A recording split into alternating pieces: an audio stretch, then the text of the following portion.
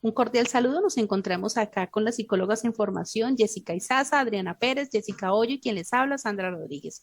El día de hoy, desde el modelo biopsicosocial, vamos a realizar una excelente presentación y análisis en relación al caso de Pablo, quien asiste por motivo de consulta por una serie de sucesos y comportamientos que se encuentran reflejados al momento de consultarnos. Entonces, según el modelo biopsicosocial, tenemos que este modelo permite la comprensión de los trastornos, de los problemas de la salud mental y a su vez analizar el caso de Pablo desde un contexto del medio ambiente y la forma como él se relaciona con su entorno a partir del reconocimiento y la evaluación de estas tres dimensiones que nos aporta este modelo.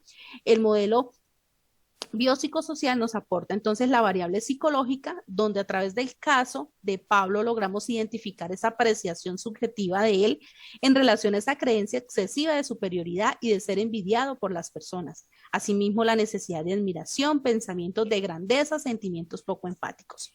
Toda vez que las variables biológicas nos aportan o nos conllevan a dar cuenta de esos antecedentes familiares, que si bien revisamos este caso, encontramos crianza estricta, carencia afectiva por parte de sus padres y poco contacto afectivo con ellos, situación que genera situaciones de poca empatía con sus pares. Y las variables sociales encontramos esos comportamientos prepotentes en Pablo, poco empáticos, poco asertivos, de pocas relaciones interpersonales entre padres y sus amigos. Entonces le doy paso a mi compañera psicóloga en formación, Adriana Pérez. Adriana, cuéntanos, ¿de qué manera puedes abordar y analizar el caso de Pablo?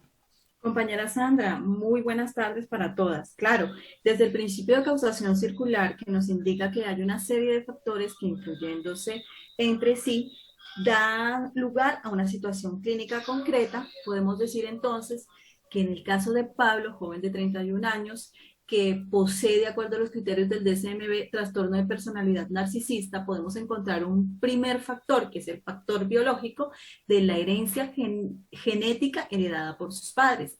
De aquí se deriva el factor psicológico, que es la poca empatía que tiene Pablo hacia las otras personas. Eh, Esto lo podemos, si nos vamos un poco a la historia de Pablo, podemos observar que sus padres eran bastante rígidos con su educación, que no crearon ese vínculo afectivo y amoroso que le ayudara a desarrollar esa empatía por las personas, ¿cierto? Entonces de aquí podemos ver que se deriva otro factor bajo este principio de causación circular, que es un factor social, que son todas esas dificultades que tiene para relacionarse de manera interpersonal con sus empleados, con sus exparejas, con sus padres, con todas las personas que están en su alrededor. Eh, Otro factor social que podemos observar es que Pablo, muy a pesar de que no continuó sus estudios, se tiene en la percepción de que va a ser el propio gerente, lo que hace que su valoración suba, su autoestima suba y vea a las personas de una manera más inferior.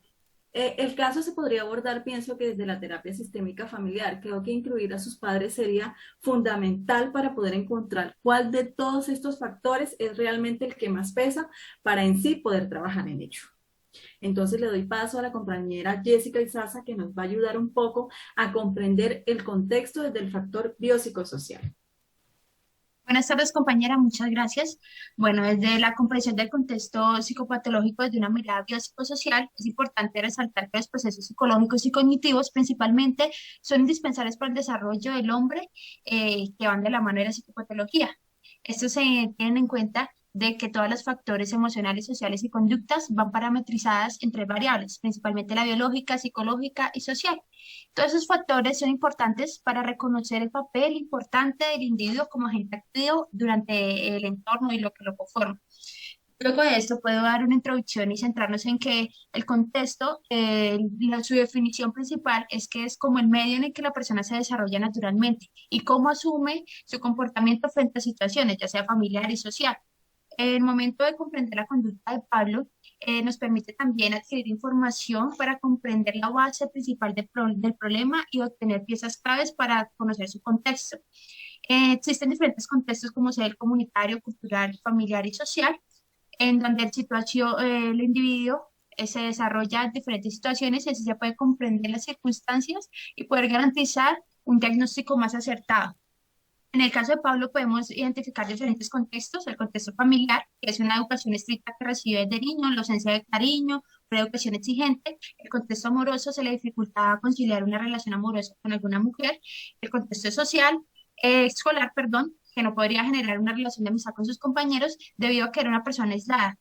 Desde su niñez fue así. Entonces tenía un pensamiento de que inferior, de que nadie se ajustaba a su nivel. El contexto social era que Pablo no tenía una comunicación con sus compañeros, era básica, y que todo el mundo le que tenía envidia, ese era su pensamiento, y que no podía encajar con sus compañeros debido a que no podían ingresar a su estatus, y no, esto lo orientaba a que fuera una persona solitaria.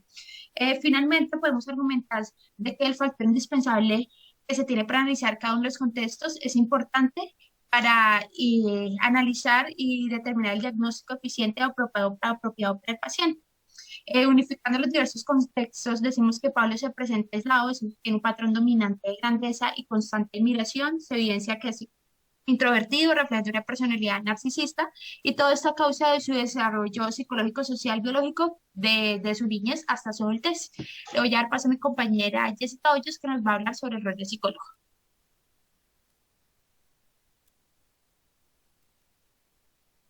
Sí, compañeras, bueno, les comento, como futuros psicólogos debemos aprender a identificar y comprender los fenómenos que pueden estar provocando el cuadro clínico. Las causas describen las relaciones familiares como recíprocas y repetitivas, estableciendo patrones de conducta. Es posible que abordar el caso de Pablo desde la terapia sistémica familiar. Esto nos ayudaría a identificar la procedencia de alguno de las conductas y comportamientos de este paciente. Considero que es como tal, ese sería el rol de nosotros como futuros psicólogos. Muchísimas gracias, Jessica, por su participación, a Jessica Izaza y a Adriana Pérez por sus análisis. Nos veremos en una próxima oportunidad. Les cedo la